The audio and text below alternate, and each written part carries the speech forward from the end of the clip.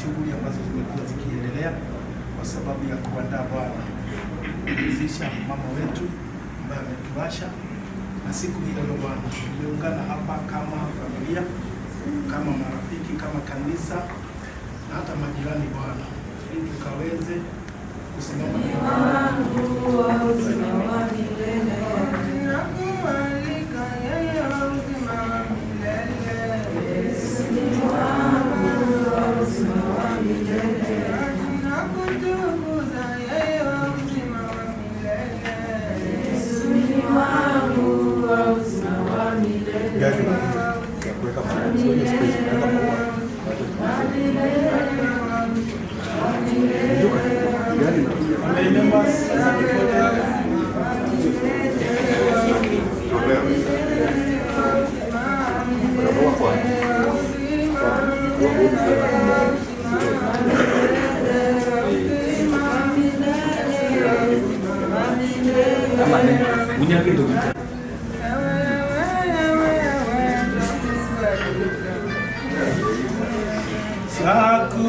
Hakutumaini sina ila damu yake Yesu, sina wema wa kutosha dhambi zangu kuziosha, kwake Yesu nasimama, ndiye mwambali salama, njia yangu iwe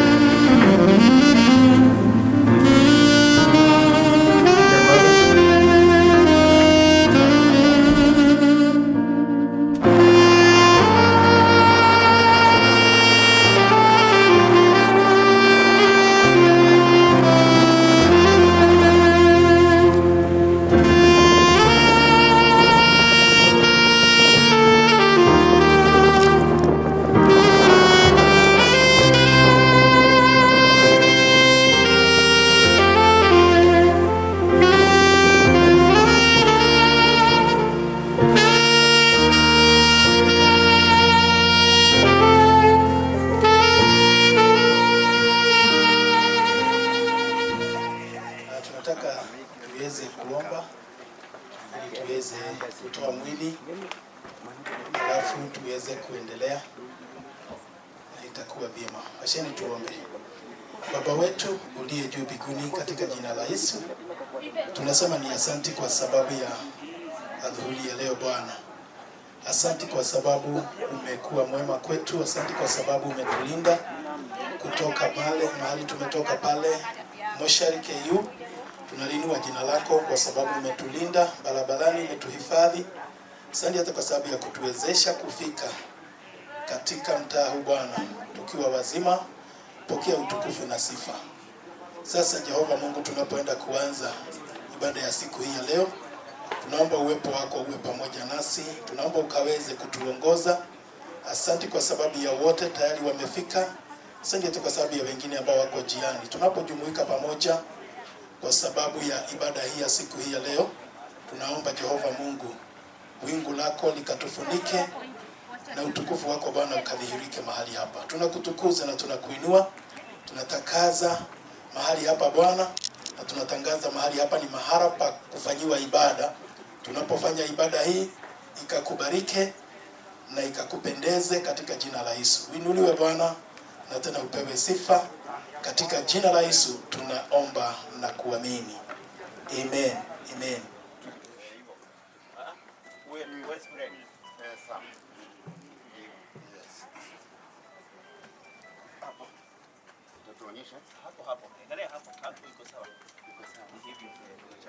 Sasa unajua hiyo na hiyo wakienda hivi hata ni mzuri nikaitarudi kule.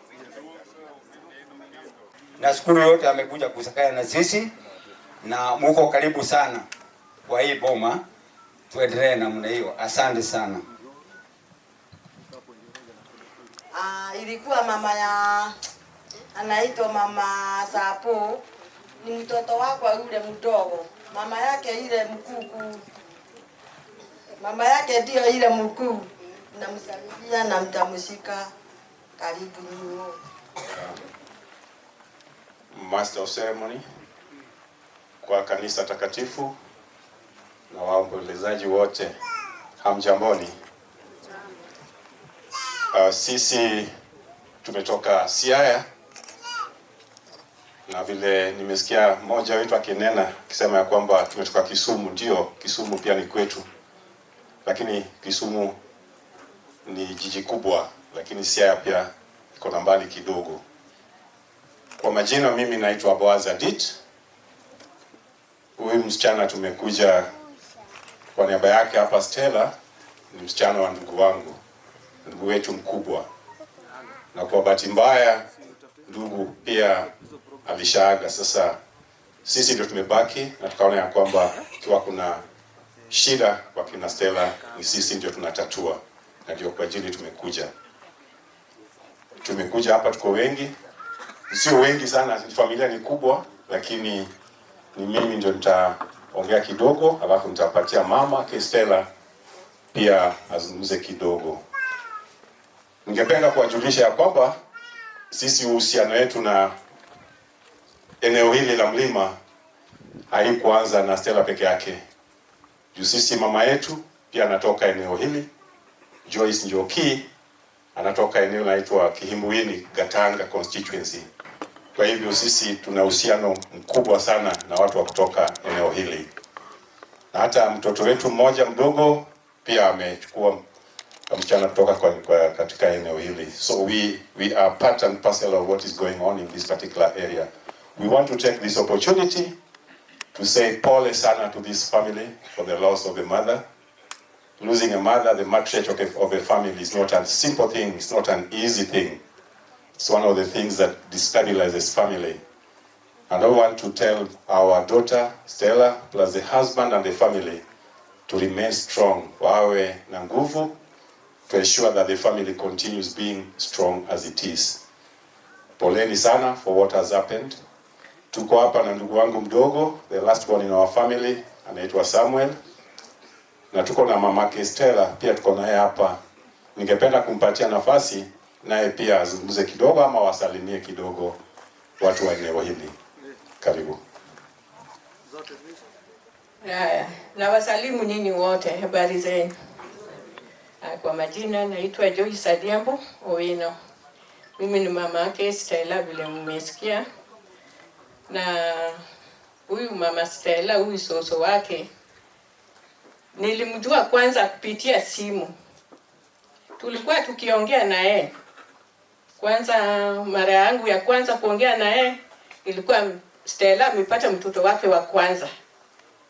Nilikuwa naweza kumpigia simu na muulizia hali ya msichana. Na nilishangaa sana kuwa mama nikimpigia simu asubuhi hata ikuwe ni 6, mama ananiambia mimi niko njiani naenda kwa Stella, nampelekea uji na supu. Wakati yote nikipiga simu alikuwa ananiambia hivyo, ashafika tayari. Hapo nilifurahia huyu mama. Kweli nilikuwa sijamuona na niliona kweli ni mama wa kujali. Niliona mtoto wangu hayuko kwa mkono mbaya. Tukaenda hivyo tukiongea. 2018 nikakuja Nairobi. Wakati nilikuja, msichana aliniambia, "Made, paka nikupeleke usalamie soso." Nikamwambia ni sawa. Tuliongea mengi sana. Kijana wake hakujua kama niko huko. Kibati mbaya ama mzuri alinikuta huko. Niliona kama amestuka. Mamake alimuita. Akamuita na jina yake, akamwambia, "Unaona huyu mama? Unamjua?" Huyu ni Soso Kish. Alimwambia hivyo mara 2. Tuliongea na huyo mama masaa nyingi na nilikuta ni mama wa alinifundisha mambo nyingi sana. Hapo ndio niligundua kweli Mungu aliumba watu na ukabila. Kila mtu na ukabila yake, lakini watu ni sawa. Hapo niligundua binadamu ni sawa, ni lugha tu Mungu aliweka tofauti. Alinifunza vitu nyingi kama mamangu. Na tulikuwa tukipigiana simu hata hivyo. Paka imefikia wakati sasa napiga simu Sosa siki simu. Nauliza Stella, kwani ni aje siku hizi hata nikipigia Sosa hachukui simu. Stella aliniambia, "Mama, Soso siku hizi amechoka, wachana tu na yeye. Hadi mkae kitu kimoja. Mnaona Stella ametoka mbali, ako kati yenu. Ni nyinyi mwangalie. Na waomba. Mnajua Stella sio mtoto wa maneno nyingi. Mimi vile mamake namjua na muelewa. Na shukuru sana." Thank you. Mabakisi. Ndio kila wakati amempatia uhuru ya kuja kuniona. Stella anaweza kuja nyumbani anytime mwaka ishangi. Hapo nimemshukuru sana kijana yangu.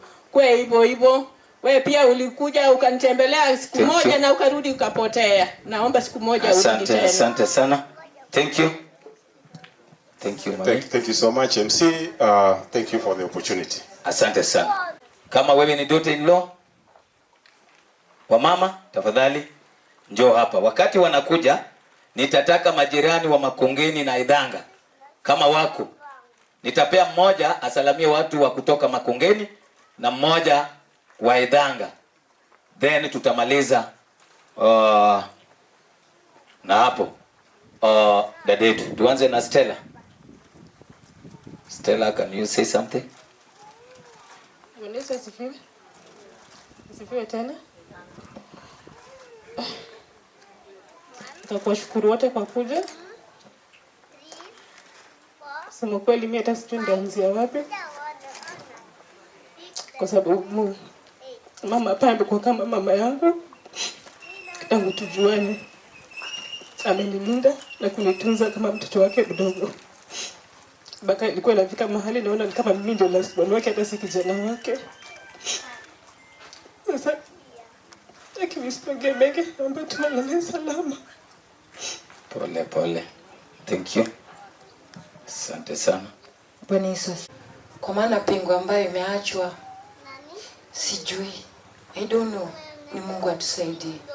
Ni hayo tu. Thank you. Asante sana. Asanteni sana.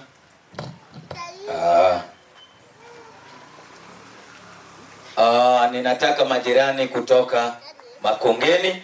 Nitaongea kwa niaba ya Ruth. Tulikuwa tunaishi naye Makongeni. kabla hakujabomolewa. Na tena tulikuwa tunaenda na yeye kanisa moja. Tukienda kanisa alikuwa anaita kijana yake anatupeleka na jioni anaturudisha. Tulikuwa tunashiriki na yeye kanisa la CFF. Na tulikuwa sana tukikaa na yeye ni kushare tu. Hata kama ikiwa nilijua tu kwa WhatsApp ya church. Ndio bila tuliwachana yeye alienda na mimi nikaenda pande za Kiambu. Kwa hivyo mimi najua mama hivyo. Ni kushare tu neno la Mungu.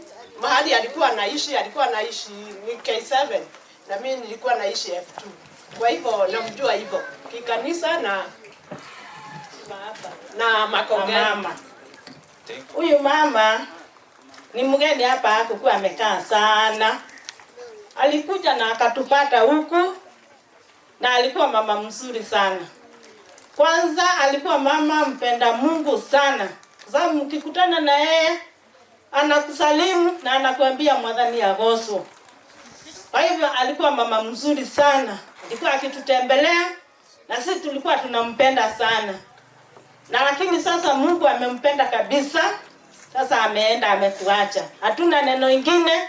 Nyinyi nyote mmekuja, tumewakaribisha huku. Sisi ni majirani ya mama. Sisi ni marafiki ya hii boma.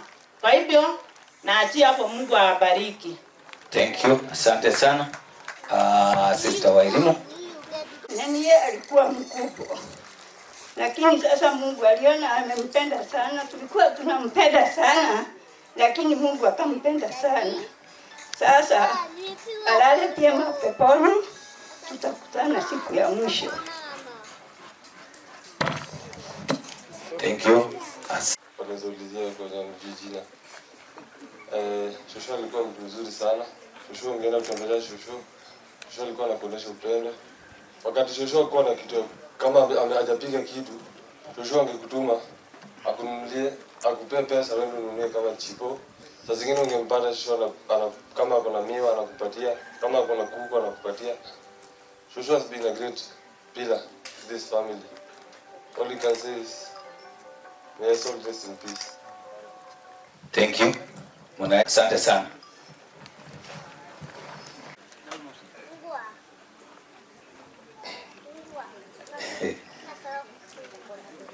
Aya.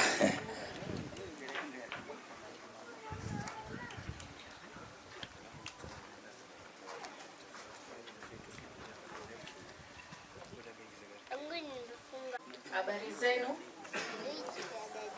Namshukuru Mungu kwa kutulinda hata tumefika hapa salama, na tumekuja kumsikiza nyanya, na penye tumemjua nyanya kwa muda mchache, alikuwa kila wakati ukienda hapo ataongea mambo ya Mungu. Kwa hivyo nashukuru kwa ajili ya maisha yake, na Mungu ampeleke mahali pale alipojichagulia. Thank you. Niko na kiongozi wetu pia, a very serious treasurer, anaitwa Madam Jessica. Bila kukupea nafasi nitakuwa sijaheshimu uongozi wako. Tasalamia tu wananchi. God is good and all the time. Tumefika huku na tunashukuru tu kwa kuja kwenu kutusaidia kufariji familia na kumzika mama yetu.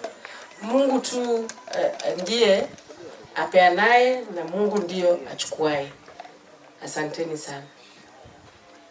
Thank you, Madam Jessica. Yes, wacha nipe mzee wetu Gaitana Kumu.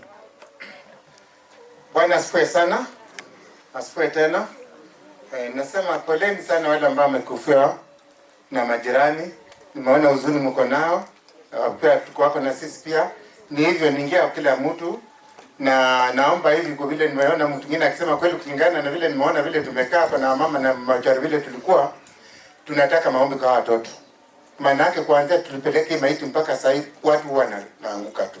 Na hiyo kuona naanguka, huyo mama alikuwa na upendo mingi. Sina mengi naweza kusema kulingana na vile tumechelewa kwa barabara. Bwana MC poleni sana. Na hiyo siwezi kuongea maneno ya Kanboy. Kwa majina naitwa Gaitana, natoka Western. Na huyo mama Rose tunakaa naye hapo kama jirani kwa Valley Court. Na siku mingi vile tumekuwa na mama kupita kwake na kusalimia na Kikuyu na mambo ya Mungu. Asanteni. Asante sana. Mimi pia ni mkaaji wa Valley Court na kwa niaba yenu nawashukuru sana. Nyinyi ni majirani wa heshima na tena muko na upendo mwingi. Na unaona, ukiona majirani wengi wamefika paka huku, tunawashukuru sana na Mwenyezi Mungu aweze kuwalinda. Asanteni sana. Mnaweza enda kuketi. Haya, mnaweza piga picha. Nafikiri amepiga. Asante sana. Thank you very much. Watu wetu wa Valley Coast. Kuna viongozi na marafiki wa Victor. So nitaanza na marafiki from Choka ikiongozwa na CPA mheshimiwa incoming MP wa Ugenya. Yes, Bwana Victor Komanyo. Karibu sana. Situmpige makofi zaidi. Thank you. Kwa kanisa letu takatifu ambayo inatuongoza kwa mazishi haya ya Mama Ruth, na kwa jamii nzima ya Mama Ruth Wanjiru Mugane na waombolezi wote, sisi hapa unapotuona sisi ni marafiki wa ndugu yetu Benson Emget, na kwa niaba ya marafiki, kwa vile nimeambiwa niseme machache, nitasema kidogo alafu tutakaa kwa sababu muda wetu pia umeyoyoma. Kwanza kabisa ninawapa pole jamii hii kwa kumpoteza mama. Unajua, kumpoteza mama ni kupoteza mtu mkubwa sana kwa jamii. Mama ni nguzo, ndiye anaunganisha. Na kama vile umesikia kila mtu akisema hapa, alikuwa ni mama wa upendo, alikuwa ni mama mcha Mungu. Na hicho ni kipawa kikubwa sana katika kuongoza jamii, hasa katika sehemu hii. Na sisi tumekuja na rambirambi na kuwapa pole kwa kumpoteza mama huyu, hasa wakati huu ni wakati mgumu kwenu. Ningeomba Mama Simpo pamoja na jamii nzima ya Emuget muweze kufarijika katika kujua ya kwamba kuna siku ya kuzaliwa na kuna siku ya mwisho.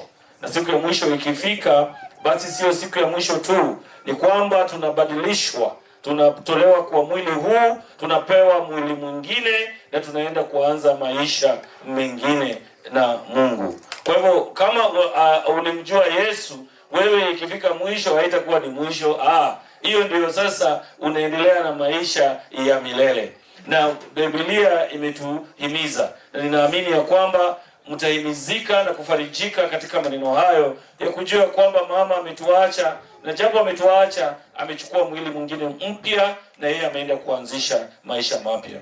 Kwa hivyo sisi tunataka kusema ya kwamba, na nimefurahia sana majirani wa kutoka Valley Coast kwa kusimama pamoja na Mr. Emget na hiyo ndio tunataka. Tunataka tukitoka hapa watu wa Valley Coast tuwe kitu kimoja, ili wakati wa shida na wakati wa raha.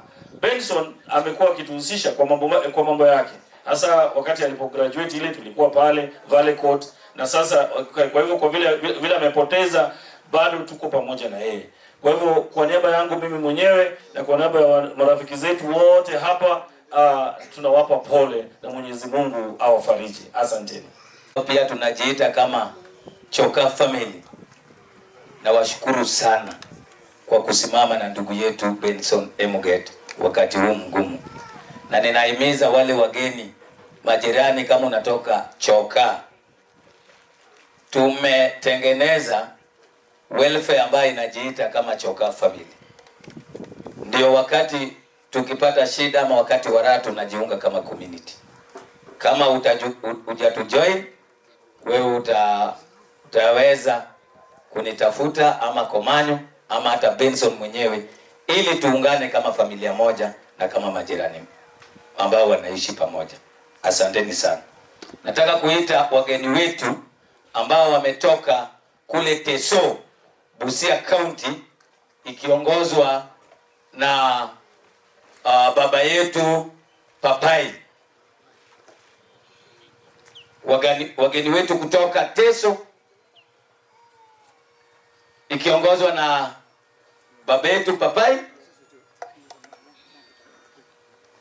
Asante sana. Thank you very much. Teso ni kule Busia County mpaka ya Uganda, na wamevuka wakafika huku Central. Situwapige makofi jamani. Ni watu ambao wako na upendo mwingi na unaonyesha kwamba wamependa dada yenu Rose. Kwa hivyo tunawashukuru. Wacha nipee baba yetu Papai. Waombolezaji wote, hamjambo? Hamjambo? Hapa mbele yenu kuna watu kutoka Busia County, Teso Sub County. Iko familia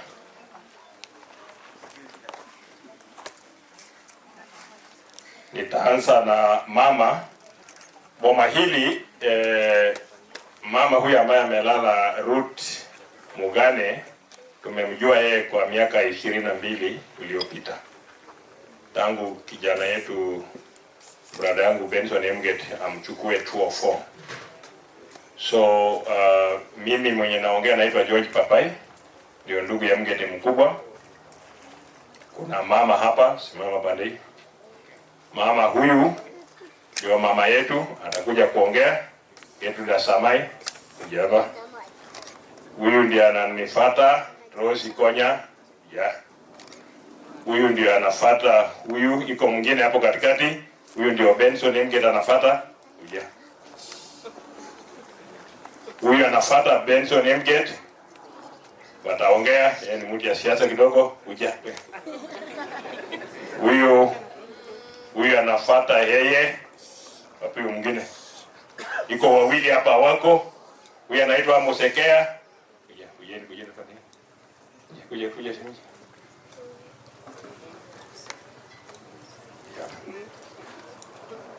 Huyu ndio bibi yangu, naitwa Helen Papai.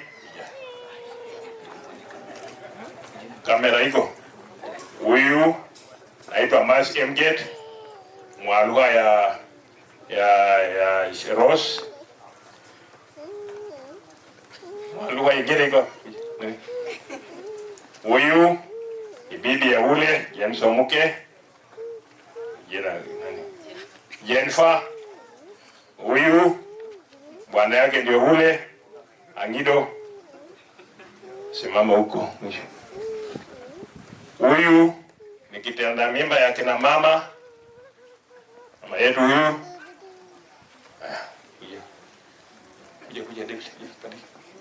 Kuja. Huyu ni cousin yetu, baba yake ndio mkubwa, anaitwa David Kileng. Huyu baba yangu anafuata yeye, anaitwa Kersent. Kuja Charles. Ya wewe kuja simama mbele hapo. Kuja mbele ya mama yako. Kuja. Simama mbele hapo. Hapo. Charles kuja. Huyu ni cousin yetu Charles Odula, Mkristo ya mshiriki ya kanisa ya Catholic kubwa sana huku Syokimau. Ya. Huyu George Odula, cousin yetu. Kuja.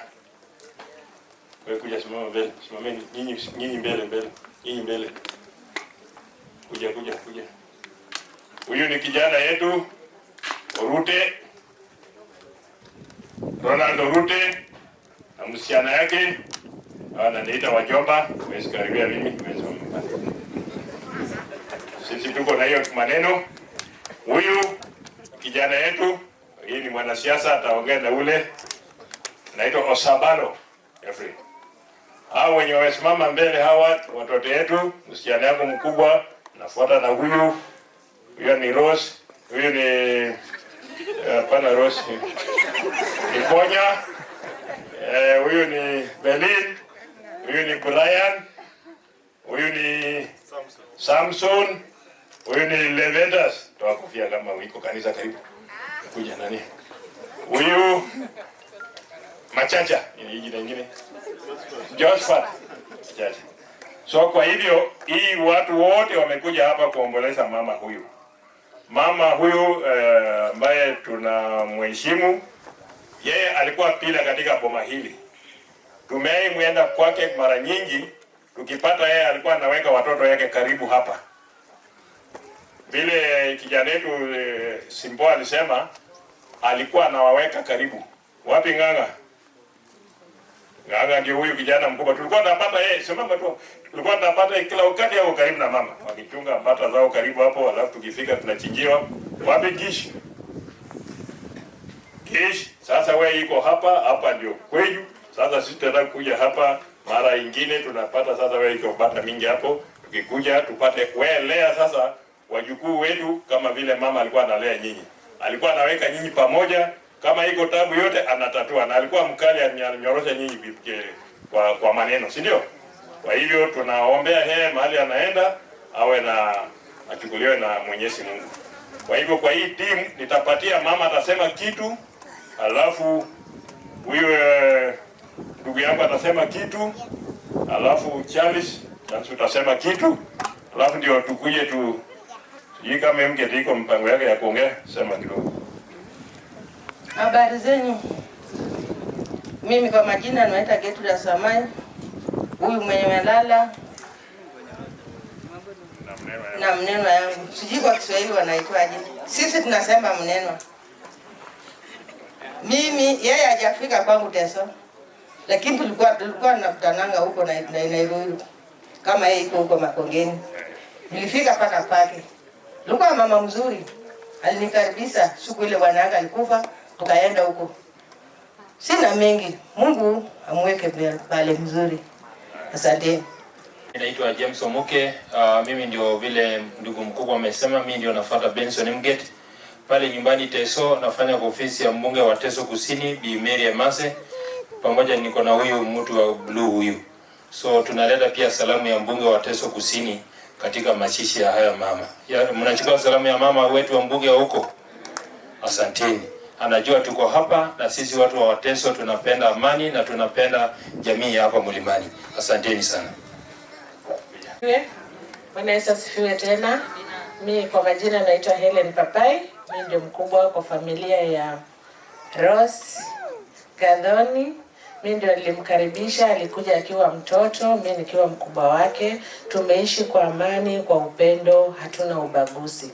Na tukiwa chini ya mama na hao mabwana zetu, tunashukuru Mungu kwa kututoa umbali huu. Haikuwa rahisi, lakini ni neema za Mwenyezi Mungu. Na tunashukuru Mungu tena kwa umbali ametutoa kutoka Nairobi, kumekuwa na jamu, ametufikisha salama, tunamshukuru sana. Ni hayo tu, familia ya Mogane tunasema pole sana. Charles Jomo Dula, kwa niaba ya familia natoa pole zangu kwa familia ambayo imepoteza mama, na vile vile nashukuru ile ushirikiano ambao tumekuwa baina ya familia kutoka Teso na vile vile familia ya hapa na marafiki wetu wote pamoja. Nasema asanti, nashukuru hiyo umoja ni nguvu na tunashirikiana kwa kila jambo. Tumsifu Yesu Kristo. Asante bwana MC, nafikiri nimemaliza. Watu wangu wanaweza chukua kitu. Mwanasiasa mkubwa kutoka Busia. Na mimi najua kule Busia unasema ni tutam. Kufika hapa hata umeshindwa kusema ile tutam unasema. Sijui Omuke leo ameona nini hajasema tutam hapa. Yaani amesikia kwa mwili ya kwamba wacha nyamaze tu. Asante sana watu wetu kutoka Teso. Nataka kuita Guka wetu, Guka Francis Chege aweze kunena jambo. Thank you.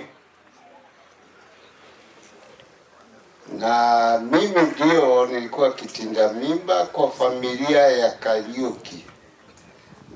Na mama ya mwenda zake ni dada yetu mkubwa. Na yeye mwenda zake ndiye alikuwa mkubwa kwa dada yetu. Katika familia ya Kariuki mimi tu ndio nimebaki, ikiwa tulizaliwa watu 8. Mimi ndio nimebaki. Na ndio nikaja kuzidikisha muihwa wako. Kwa Kikuyu tunamuita muihwa na daimagoro nyeni. Anyimwe ronyeni. Na nikiwa hapa, kwanza ningetaka kutambua familia ya Wairimu. Familia ya Wairimu, kujeni hapa nyote tafadhalini. Wale mumeweza kufika, familia ya Wairimu yote kujeni.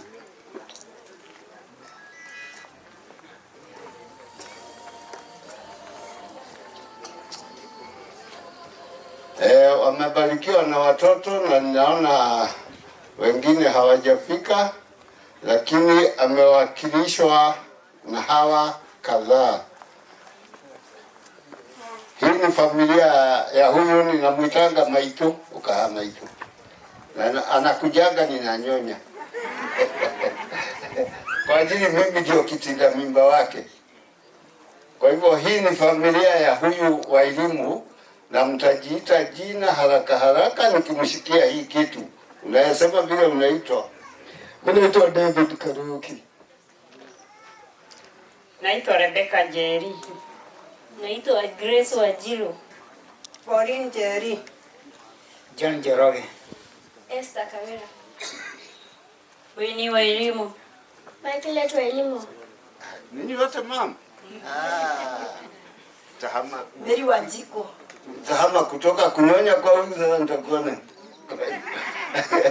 Kwa hivyo hiyo ni familia ya Wairimu. Na thank you, nendeni mkae.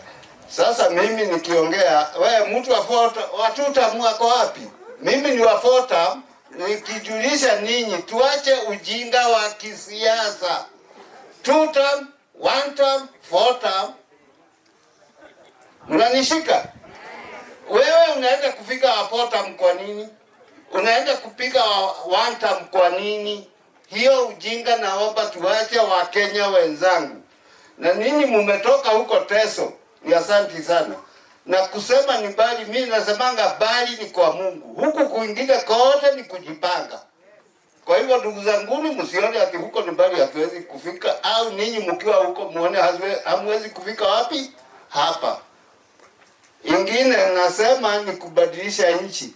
Nafurahi sana ndio unaona nakaa kwa ile kamiti dogo pale. Pahali popote huko jaribu kubadilisha, kwa ajili naona hawa vijana wameanza kubadilisha wapi? Hii sehemu. Na hii sehemu wanafanya kitu mimi napeanga kidole, naita kutafuta bonus. Hii shamba naona nikija kukaa hiyo itanipa bonus. Kwa hivyo na pale pako huko, umeshawahi jaribu kufikiria kuweka ka bonus? Wakati utazeeka kama mimi utafanyaje? Hiyo ni challenge napea ninyi wote. Ile ingine napeana ni kuhusu kuja katika ulimwengu na kutoka katika ulimwengu. Hii yote inakuanga mapenzi ya Mungu. Kuja vile ulikuja hapa, hakuna yule anajua vile alikuja. Hakuna. Hiyo ni mipango ya Mungu peke yake. Na kutoka, hata tukimpenda namna gani tunapeleka hospitali gani, lakini Mungu ameamua tuende tunaye. Nikimpa hiyo namwambia bibi yangu aliniacha tukiwa kwa kitanda moja. Na hapo ndipo nilijua hiyo inakuanga ni mapenzi ya nani? Kwa hivyo ikiwa amepumzika, nitukubali ni Mungu amefanya hivyo na amemuondolea uchungu, na hivyo tukubali kwenda kwake. Na sisi tuje tufanye nini? Kazi yetu ni nini? Katika Biblia inasema tuwe tunazika wafu wetu. Na hiyo ndio imefanya tuje hapa. Familia ya Wajiro, sijui utawapa nafasi nyingine.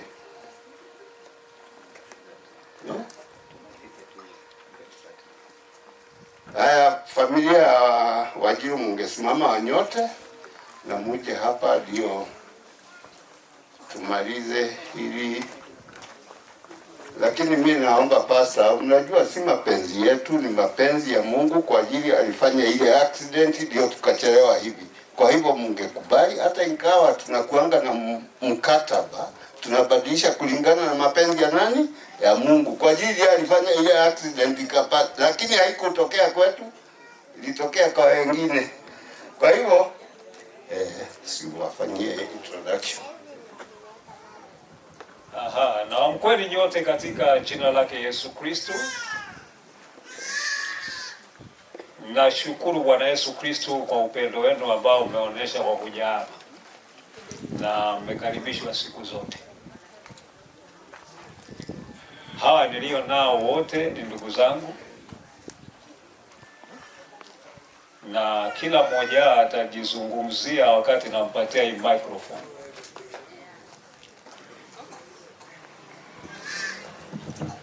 Kwa majina naitwa Peter Njoroge. Nawashukuru nyote kwa kuja. Asanteni. Kwa majina naitwa Mburu Mugane na nashukuru nyote kwa kuja kumomboleza mama yangu.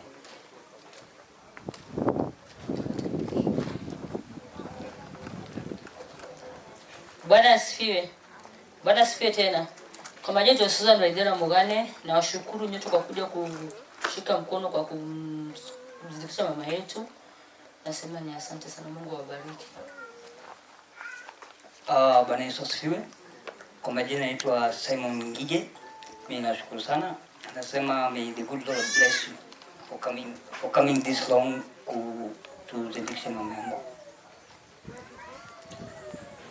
Mugane Kariuki.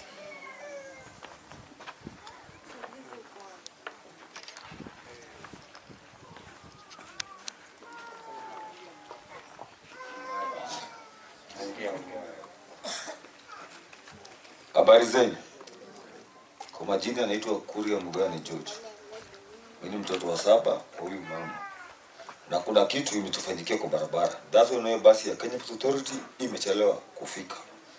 But huko hata kazini huko wanapenda umama na wanamshukuru sana. Sababu alinizaa, alifanya kila kitu. Asanteni sana. Aha. Kwa niaba ya dadangu Rose. Yeye pia ni dadangu. Hiyo tu ndio nitawaambia. Naitwa Rose Kadhoni, na mwisho maana siku hapa jina langu. Kwa jina najulikana kama Joseph Nganga, na zaidi ya hayo mimi ni mhubiri. Asante sana, tuwapigie makofi. Na Benson Emuget. Pia muwe tayari. Colleagues tafadhali kwa sababu ya muda. Haya, karibu sana. Asante sana. So tumshukuru sana Kristo. Asante. So mimi kwa majina naitwa Paul Kipsum. Nafanya na Kuria. Nyumbani ni Elgeyo Marakwet. So Kuria ni wa colleague.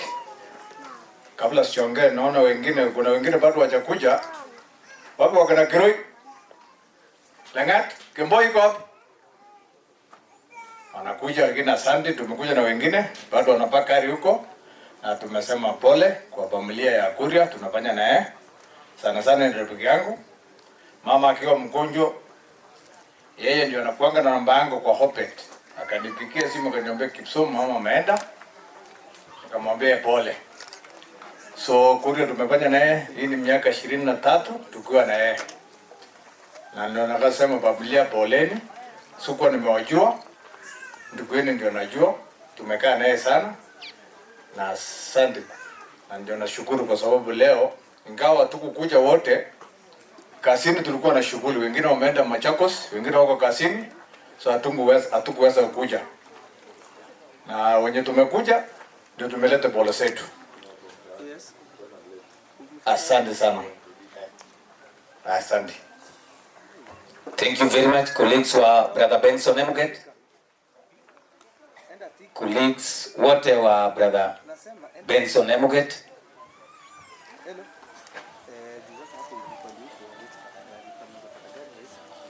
Thank you. Karibu.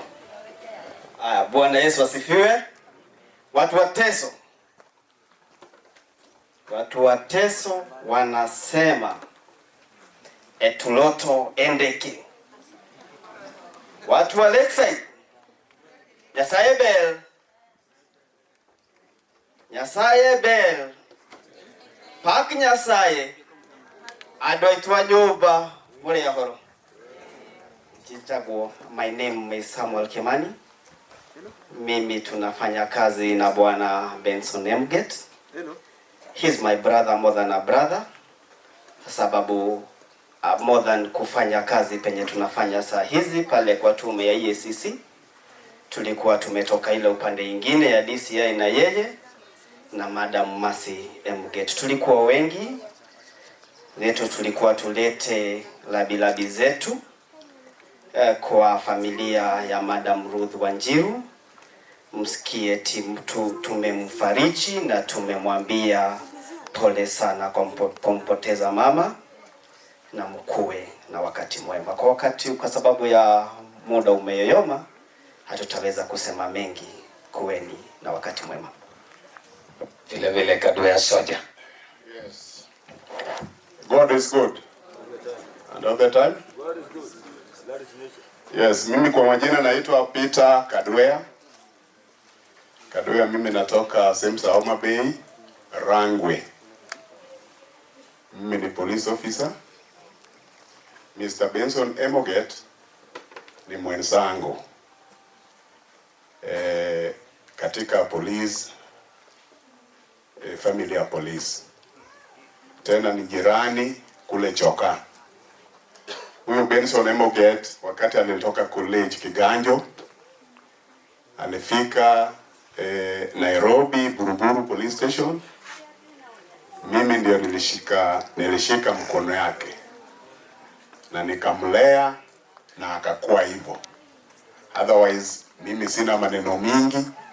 Maneno ya leo ni yake, harusi ni yake. Sisi tumekuja tumusindikize. Asanteni. Thank you. Si amejaribu? Sisi tumekuja hapa na huzuni mingi sana kufuata mama yetu, tuhakikisha mama yetu amezikwa vizuri. Sisi ni watu wa Makongeni. Ile group imekaa pale ni watu wa mama, familia ya kina Kuria ni kama familia yetu. Tumekuja kumsaidia tukue pamoja na tunaomba wawe na nguvu. Hata tumepata wageni wamekuja hapa kuona mama, tumeshukuru zaidi. Hata kama tumechelewa tumefika. Sisi kitu tunaomba hapa hii boma ni maombi na watoto waungane pamoja kifamilia. Sisi hatuna mambo mengi. Poleni sana. Asanteni. Kwa jina naitwa Leman Shabat.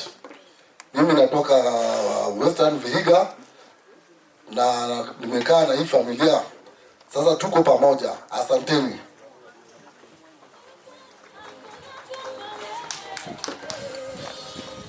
Lakini niko pale Nairobi. Mary ni rafiki yangu na rafiki yetu, sisi wote hapa tunasoma church moja, na zaidi ya kusoma church moja amekuwa kama dadangu. Kwa hivyo tumekuja hapa tu kusema pole kwa ajili ya hii familia. Tunasema tu Mungu awafariji. Huyu hapa anaitwa Nazi, sister Winnie. Mbarikiwe. Thank you. Short and brief, si ndio? Asante sana.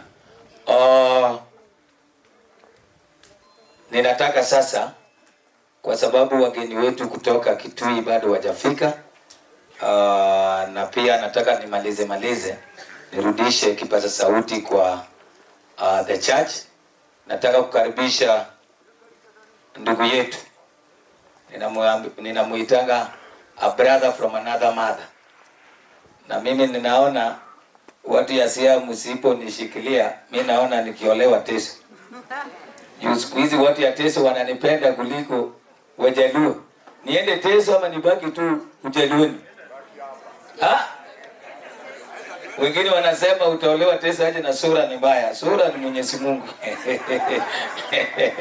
Haya, wacha nimuite ni ndugu yetu, a brother. Na ukiangalia hapa, na mimi nataka wakati wewe kijana umezaliwa ama msichana, tafuta network.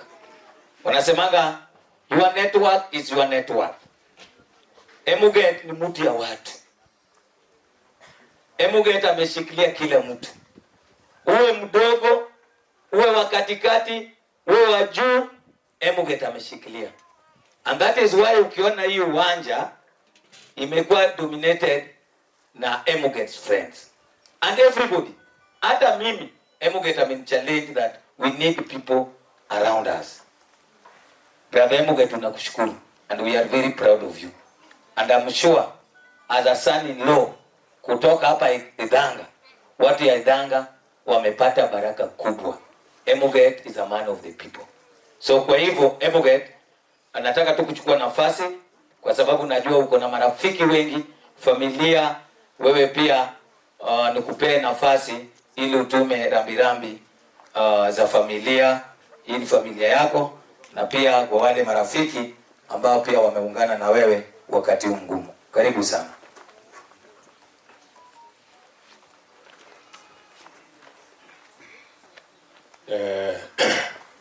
Kanisa ya CFF, familia Idhanga, familia yangu kutoka Teso, marafiki kutoka Nairobi na kwingineko. Nashukuru sana kuja kuungana nasi kuomboleza na kusherekea muda ile Mungu amepea mama yetu ambaye amepumzika leo. So sitaki kuchukua muda mrefu. Ile kitu nataka kuambia kuwa mama mkwe ni kama mama yako, na kumpoteza mama ni uchungu sana.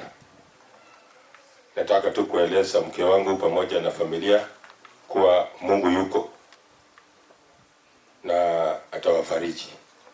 So mama alikuwa anaishi Makongeni kule Nairobi, na wakati Makongeni ilibomolewa aliweza kurejea hapa nyumbani.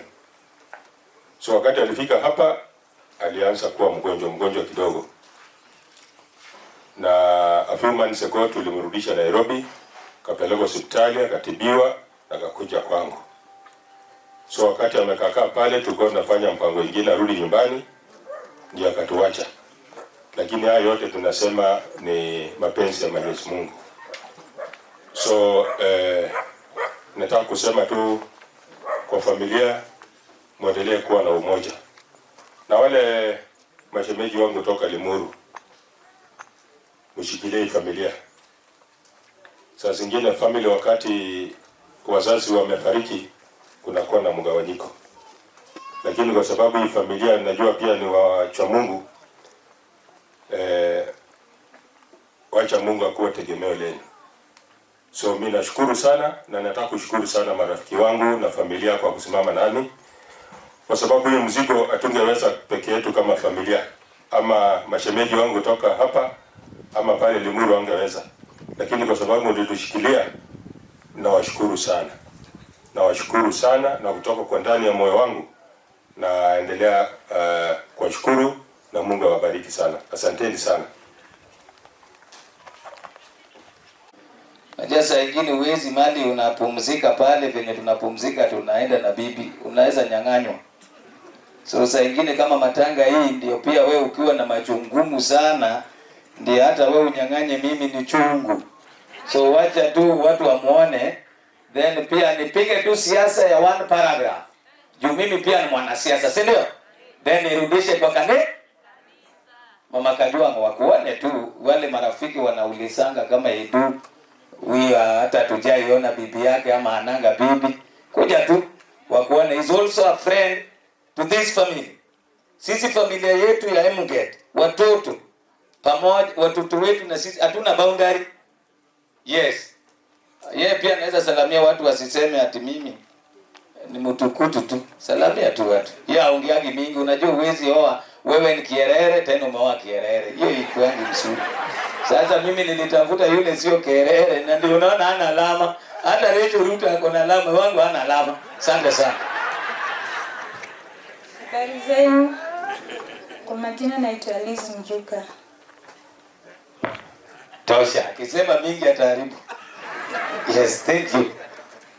Vile nikimaliza kwanza, vile brother Emuget amesema, familia, kitu muhimu kwa maisha ni upendo. Upendo kwa jirani, upendo kwa ndugu yako. Na huwa ninasema the first John, the Bible says, wewe uweze jifanya ya kwamba unapenda Mungu kama ndugu yake yenye unajua unaita na jina Kuria, unaita Joseph, unajua rafiki yako anaitwa Mjuka, au hujapenda. Kama hutapenda rafiki ama familia, jua hata Mungu naye haumpe. God is good. Ninamalizia kwa siasa. Mimi ni mwanasoja pale. Sisi ndio wanzilizi wa Linda Mwananchi. Na sisi tunapiga one term. Hata kama nitakasirisha kukaa, hakuna haja nijidanganye. Tunaelewana vizuri? Yes, tunasema kwa sababu wakati wa campaign, na mimi nataka kuambia ndugu zetu, hii maisha yenye ikifika siasa tunapiga siasa ya ukabila. Ikirudi normal maisha tuko pamoja. Tuache kujidanganya. Na ndio Mungu anakasirika na sisi. Tuchague viongozi. Nani alijua siku moja Emuget atabeba watu wengi kutoka Tesa kuje asindikize ape mama good send off? Nani alijua? Wewe ujui. Nani atasaidia we maisha yako? Mimi Mecha ni all the way from Kisii. Hawa ndio marafiki nikipata shida mimi naita. Hata ndugu yangu siiti kwanza. Na Emuget ako na mandugu wengi. Lakini najua wakati mama alifariki, the first people alicall ni Mujuka uko wapi? So meaning Mungu akileta mtu kwa maisha yako, that is your brother. Wacha kuangalia ni Mkukuyu, wacha kuangalia ni Mgiriama. That is your sister na huyo ndio brother. Embrace na mkae chini. Kama ni uongozi, chagua the right people wenye wanaweza sukuma inchi mbele. Last time mulipiga juu Uhuru Kenyatta alikuwa na support baba. Mkasema mnataka kudiscipline Uhuru. Si ndio? Saa hii pia Wajaluo wanasema kwa sababu nyinyi mlileta Ruto, shauri yenu wacha tupige, hiyo ndio mkasirike. Hizo ndio siasa inaharibu sisi na inaibu nchi. Si ndio? Yes, kwa hivyo wakati tunachagua leaders, saa hii hata watu ya choka, si mimi niko hapa naweza piga siasa. Mnajua nikisema nasimama mtaanza kusema na atasimama pesa iko wapi? Sijui nini. Wacha, mimi nitanyamaza. Lakini wakati wa shida ni yule Mujuka. Mbona usisimame na useme hii ndio mtu yetu anakufa na sisi wakati wa shida? Saa hizi mlichagua leaders. Where are they? Si Mujuka ndio mko naye. Mnahangaika naye. Ama namna gani? So wakati ni mkora.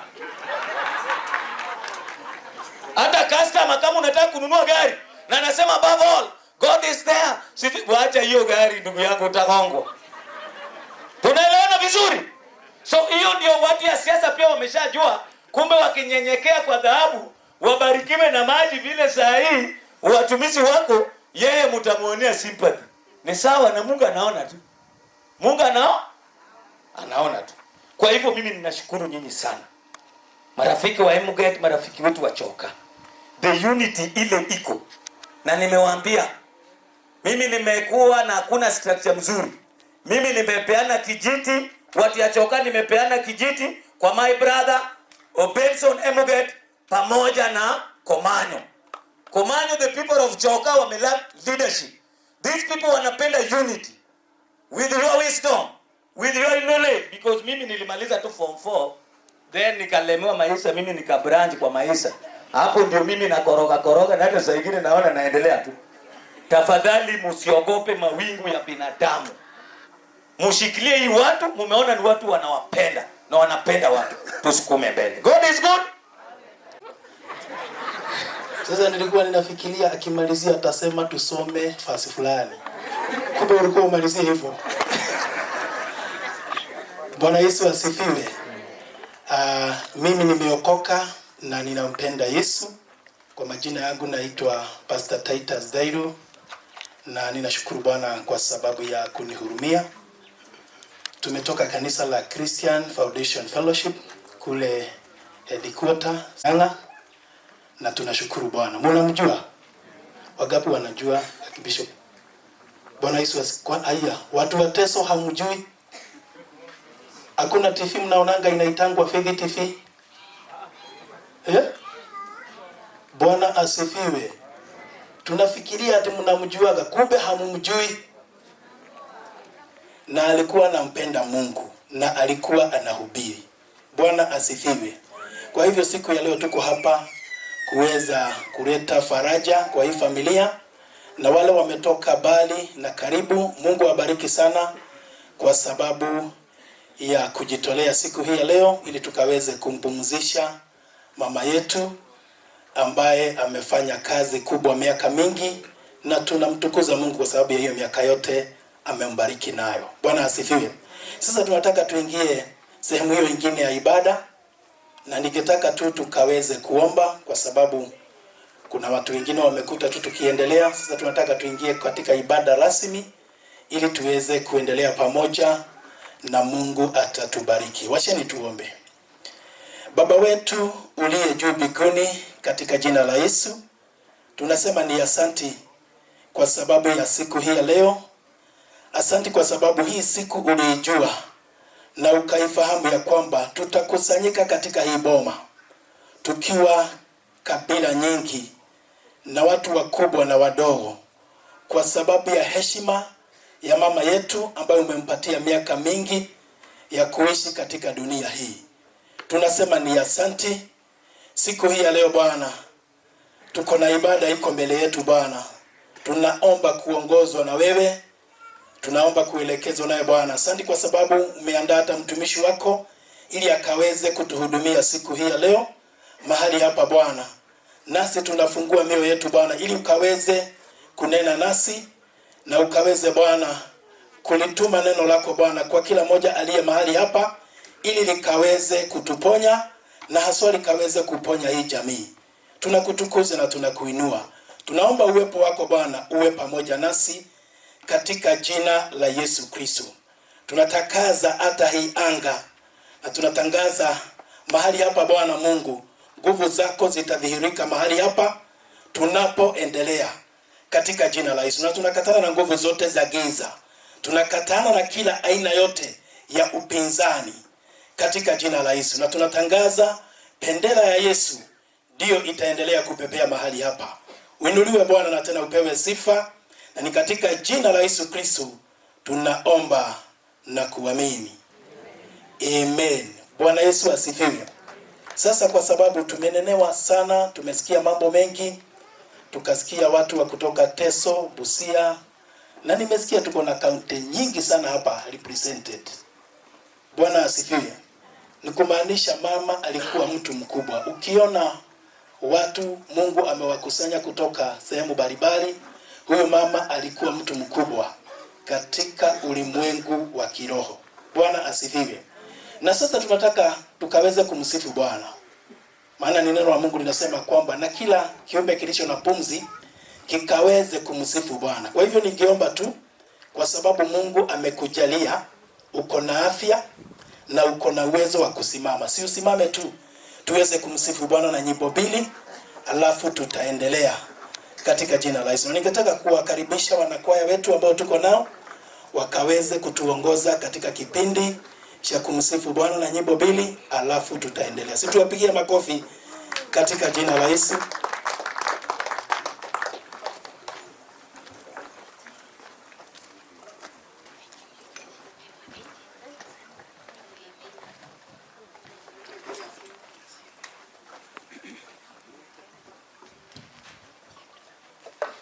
Bwana Yesu asifiwe.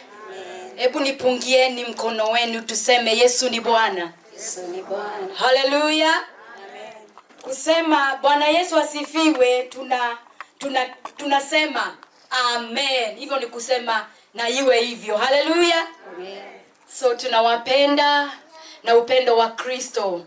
Sisi tumekuja hapa kama wanakwaya na tunapenda Yesu. Tumeokoka na tumelidwa na Yesu. Bwana Yesu asifiwe. Amen. Tunaenda kusifu Bwana na nyimbo mbili.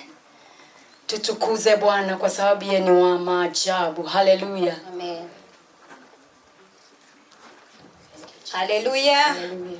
Si unisalimie hivi kama waniona. Bwana Yesu asifiwe.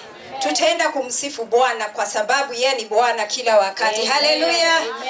Tukisifu Bwana, wingu lake litashuka mahala hapa na wingu la kuomboleza litaondoka. So I want us to praise the Lord from our hearts. Kama ni kupiga makofi tupige makofi, kama ni kushangilia tushangilie. Haleluya. Haya, patia Bwana makofi ya sifa. Haleluya. Hey, Bwana umetamalaki, hakuna aliye kama wewe Bwana. Bwana umetamalaki, piga makofi yako kwa hakuna aliye kama wewe. Hey, Bwana umetamalaki, hakuna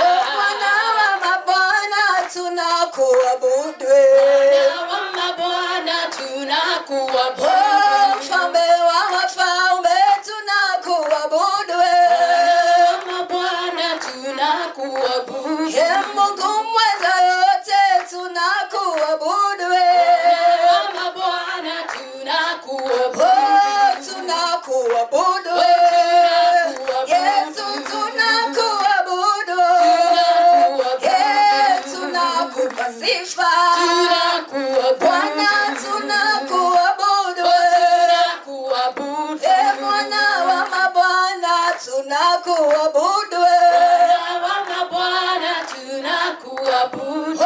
Mungu wa miungu tunakuabudu. Bwana wa mabwana tunakuabudu. Haya, pigia Bwana shangwe na vigelegele. Makofi kwa Yesu. Wacha tufanye ibada, alafu baada ya ibada tutakuwa na wakati wa mamkuri. Tumekubaliana? Sasa kwa wakati huu ningetaka kumkaribisha yule ambaye anasoma theology kwa sababu ya mama yetu, sijui ni nani alikuwa ameandaliwa akaweza kusoma theology, na baada ya theology ningetaka familia, kama kuna watu wako na tribute, tafadhali ningewaomba mjitayarishe, maana baada ya theology tutasikia tribute alafu tutaendelea. Ni nani alikuwa asome theology ya mama wetu Ruth? Introduction. Today we gather as a family, relatives, friends, neighbors, and members of the community to celebrate and honor the life of our beloved mother, grandmother, relative, and friend, the late Ruth Wanjiru Mugane, who passed away on 15th August 2026. Although our hearts are heavy with grief, we thank the Almighty God for the gift of her life and for the many years He allowed us to share with her. Ruth was a loving, hardworking, caring, and responsible woman who touched the lives of many people around her. As we mourn her passing, we are reminded of the words of Scripture.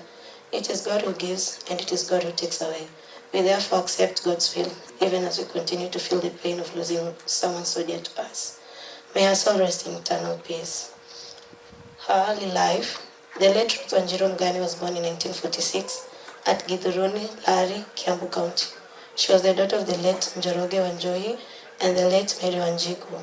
She grew up in a family where she learned the values of hard work, responsibility, humility, and caring for others. During her childhood, Ruth assisted her parents with the daily duties and responsibility of those days. These early experiences shaped her character and prepared her for the life ahead. She grew into a hardworking, responsible, and caring woman who valued family and community. Her marriage and family life. Ruth later met and fell in love with the late Joseph Mugane, who became her husband. Together they began their journey of marriage and family life. After their marriage, the couple relocated from Limuru in Kiambu County to Murang'a, where they established their home and raised their family. Ruth was a devoted wife, a loving mother. She had dedicated herself to the well-being of her family and worked tirelessly to ensure that her children were cared for and given the best opportunities she could provide. She was blessed with 9 children, namely Joseph Njoroge Mugane, Peter Njoroge Mugane, Buru Mugane, Susan Wanjiru Mugane, Simon Gigi Mugane, Mary Wanjiko Mugane, George Kuria Mugane, Rose Gadoni Mugane, and Samuel Kariuki Mugane. Her children were a great part of her life, and she remained a source of love, guidance, encouragement, and strength to them. Her working life. The late Ruth Wanjiru Mugane was a hard-working woman who took great pride in providing for and serving her family. She was employed by the Murang'a County government, where she worked diligently for many years. She was committed to her responsibility and served faithfully until her retirement in 2017. Her working life reflected the qualities that defined her character: dedication, discipline, perseverance, and responsibility. Even after retirement, she remained active in her family and continued to be a source of wisdom, love, and support to those around her. A loving mother and grandmother. To her children, Ruth was more than a mother. She was a source of strength, comfort, guidance, and unconditional love. She taught her children through both of her words and her example. Her life demonstrated the importance of hard work, perseverance, respect, responsibility, and caring for others.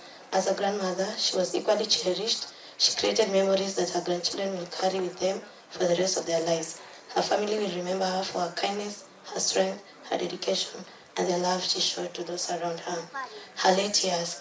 In 2025, Ruth began experiencing illness and sought medical attention. She was later taken to the hospital for further treatment. Despite the challenges she faced during this period, she remained deeply loved and cherished by her family. On 15th August 2026, she passed away, leaving behind a family that loved her dearly. Her departure was created a great void in the lives of her children, grandchildren, relatives, friends, neighbors, and all those who knew her. However, we take comfort in knowing that she lived a meaningful life, and left behind a legacy that will continue through her children, grandchildren, and the many people whose lives she touched. Her legacy. The late Ruth Wanjiru Mugane leaves behind a legacy of love, hard work, perseverance, family, and service. She taught us that life is about working hard, caring for others, standing by one's family, and remaining strong even when faced with difficulties. Though we can no longer see her or hear her voice, her memory will remain alive in the hearts of those who knew and loved her. Her children will continue to carry forward the values she taught them, while her grandchildren will grow up knowing about the woman who loved and cared for her family. Final farewell. Mom, as we say goodbye to you, our hearts are filled with both sadness and gratitude. We are sad because we will miss your presence, your love, your guidance, and your care, but we are grateful to God for giving us the privilege of having you as our mother, grandmother, relative, and friend. You worked hard for your family, you loved your children, you cared for those around you, you gave of yourself generously, and your life is a blessing to many. Your journey on earth has come to an end, but your legacy lives on. Your children and grandchildren will continue to remember you and cherish the lessons and memories you left behind. We release you into God's loving hands, trusting in His promise of eternal life. Rest in peace, Mom. Rest in eternal peace. Ruth Wanjiru Mugane, you will forever remain in our hands. Tumpigie makofi, ametusemea vizuri na hakuna lugha ingine tunasoma nayo. Wacha tu tutosheke na hiyo na Mungu atatubariki. Sijui kama familia, kama kuna mtu ako na tribute, either daughters ama sons. Kunaye? Bwana asifiwe. Mko sawa? Okay, sasa tutaendelea sehemu hiyo nyingine, na kabla hatujaendelea sana ningetaka kuuliza, kuna watumishi wa Mungu nilisikia wametajwa wa ACK. Sijui wako wapi? Ama pengine wewe ni mtumishi na uko pande hii ya hema, ama unajua hata kuna wengine wanakujaga na ni bishops wanakaa huko. Tungetaka tu kupatia nafasi hii ukaweze kukaribia pande hii. Idawe ni bishop, mawe ni reverend ama ni pastor, mawe ni Lilinda. Tafadhali tungekuomba tu kuja pande hii. Kuna kiti chako upande huu. Hatuna? Bwana asifiwe. Haleluya. Sasa kwa wakati huu ningetaka tukaweze kusikia watumishi wa Mungu, lakini kabla hatujasikia watumishi wa Mungu ningetaka kutabua watu ambao tuko nao. Tuko na wamama ambao ni wachache, na ni vizuri nikaweze kuwatabua. Ningeomba tu mkaweze kusimama. Ninawaona. Tafadhalini tu, kama umetoka kanisa la CFF, situwapigie makofi. Tuko na wamama, tuko na wazee, na tunashukuru Bwana kwa sababu yenu. Mungu awabariki sana. Na sijui kama kuna mama ambaye alikuwa aongee kwa niaba ya Shiaridi. Mama Apostle, siukubali tu uongee kwa dakika moja. Karibu.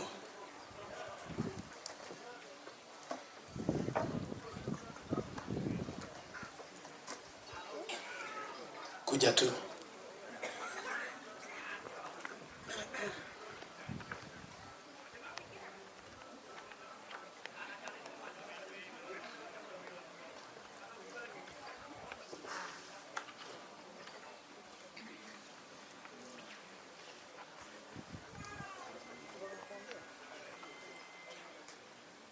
Charity, kunasemekana ni wewe. Karibu. Karibu sana Charity.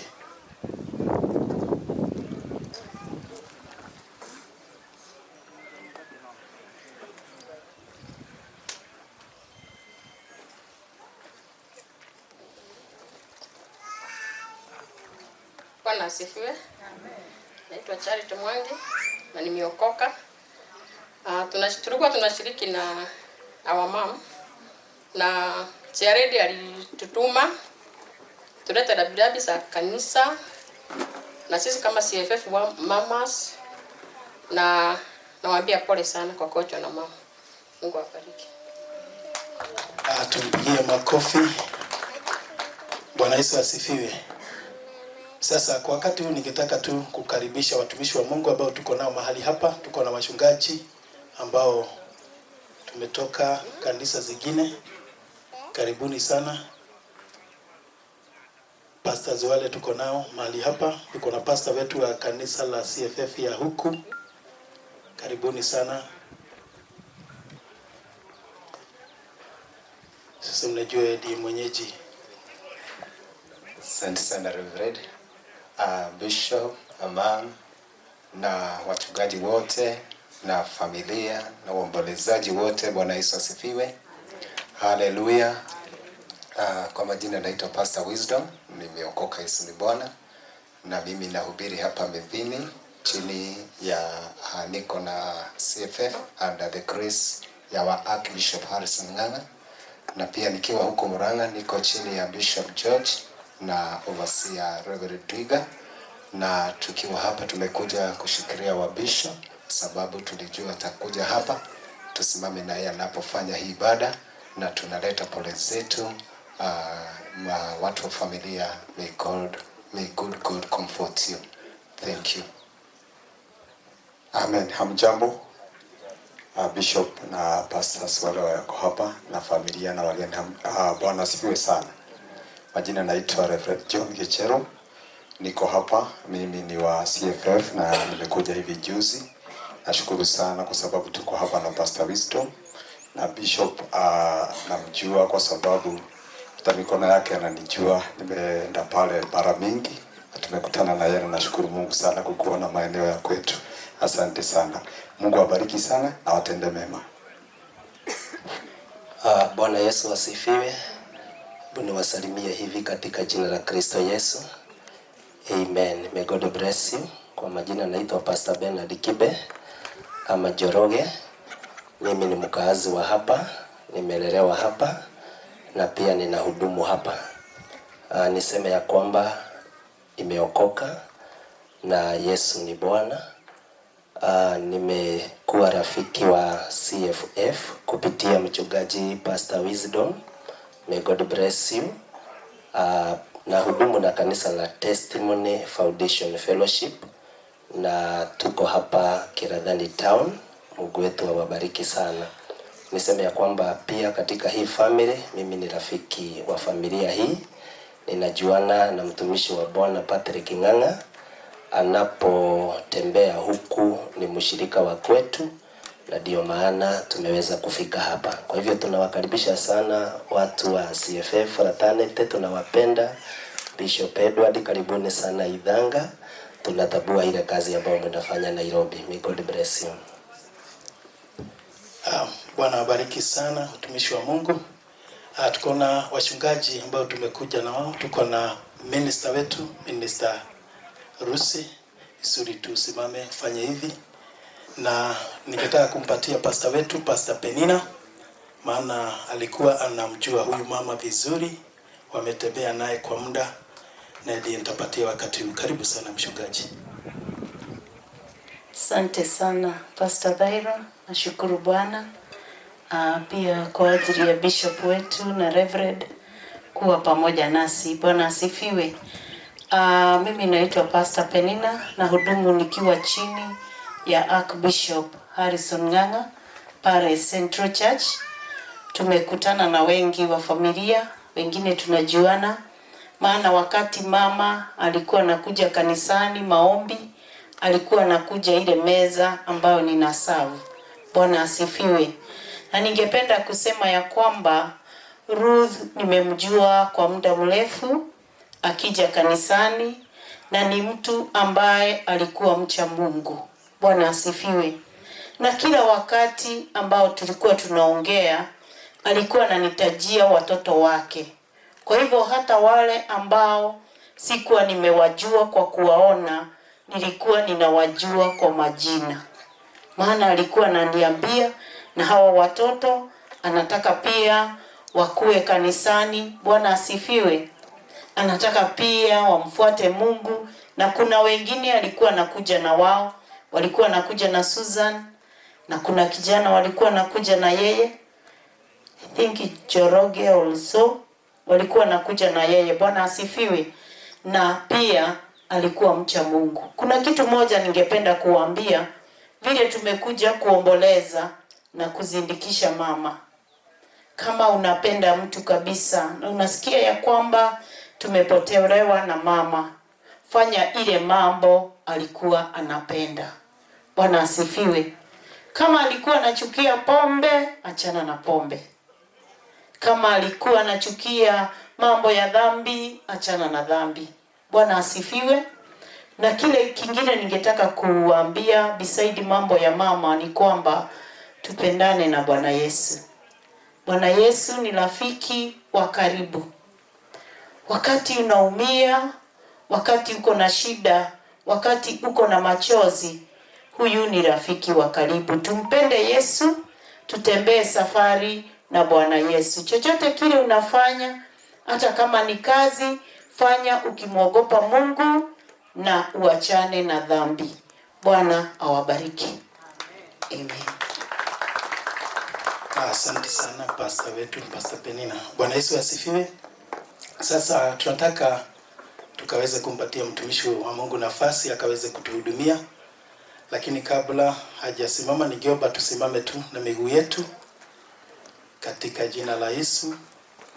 Maana ni vizuri tukaweze kumtukuza Bwana. Na kuna wimbo uko hapa kwa hii program na tutaongozwa na Kalo.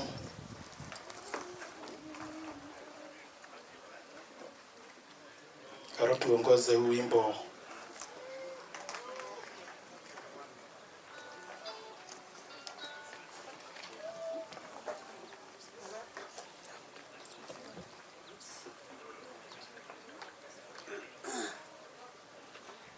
Haleluya. Tutaimba wimbo Bwana u sehemu yangu, rafiki yangu wewe. Bwana u sehemu yangu, rafiki yangu wewe, katika safari yangu natembea na wewe, pamoja na wewe, pamoja na wewe, katika safari yangu natembea na wewe, hapa sikutaka hili niheshimiwe, na yalikute mashaka sawa sawa pamoja na wewe, pamoja na wewe, na yalikute mashaka sawa sawa na wewe, niongoze safarini, mbele unichukue, mlangoni mwa mbinguni niingie nawe, pamoja na wewe, pamoja na wewe, Yesu, mlangoni mwa mbinguni niingie na wewe. Asanteni sana, tumepigia makofi katika jina la Yesu. Tukiwa tu tumesimama tu, ningeomba tu tusimame tu na miguu yetu tunapomleta mtumishi wa Mungu our Bishop Edward ili akaweze kuendelea kutoka hapo. Situpigie Bwana makofi, tushangilie Bwana kwa sababu ya mpako wa mafuta wake Jehova, katika jina la Yesu. Asante. Amen. Bwana asifiwe. Amen. Tunaweza kuketi chini katika uwepo wa Bwana siku ya leo. Nashukuru Bwana, mimi naitwa hiyo jina umesikia, na nimeokoka na mpenda Kristo kama mwokozi wa maisha yangu, na nimeandamana na Reverend Esther ambaye ni mke wangu. Nilikuwa nataka asalimiane, aseme hai. Bwana Yesu asifiwe. Nisalimieni hivi. Bwana asifiwe. Watu wa Teso mko. Bwana Yesu asifiwe. Wamama na wazazi wa Idhaga, Bwana apewe sifa. Watu wote, Bwana Yesu asifiwe. Nimeokoka jioni ya siku ya leo ama adhuhuri, na Yesu Kristo ni Bwana. Amenisimamisha katika neema yake. Bwana asifiwe. Siku ya leo tumekuja kwa upendo kumsidikisha mama, na tunaomba Mungu atupe amani zote. Bwana asifiwe. Mungu awabariki, atutende wema pamoja. Asante. Amen. God bless you. Asante. Bwana asifiwe. Nimekuja hapa kwa hii maziko ya Mama Ruth ambaye alikuwa mshirika wetu pale kanisani, na nimetumwa na mtumishi wa Bwana our Archbishop. Alikasema nimsimamie hapa kwa sababu alikuwa na mambo mawili alikuwa anafanya. Kulikuwa na harusi, na alikuwa amewaambia wale ataenda katika hiyo harusi ya kanisani, na tena alikuwa anahubiri kwenye conference ya mtumishi wa Bwana Apostle Subi kule Kalen. Sasa akasema nimsaidie pande hii, na nikakuja pande hii ya Idhanga. Haleluya. Kwa hivyo natoa labilabi zake pamoja na First Lady Reverend Lucy ya kwamba wanapenda mama na wanapenda familia yake, na ndio maana wakanituma nimwakilishe mahali hapa.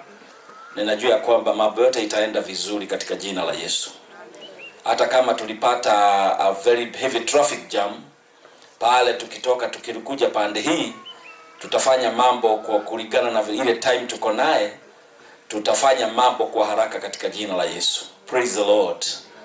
Na nitasoma neno la Bwana kwa sababu mama alikuwa anapenda Mungu, anapenda neno la Bwana, anapenda kushuhudia.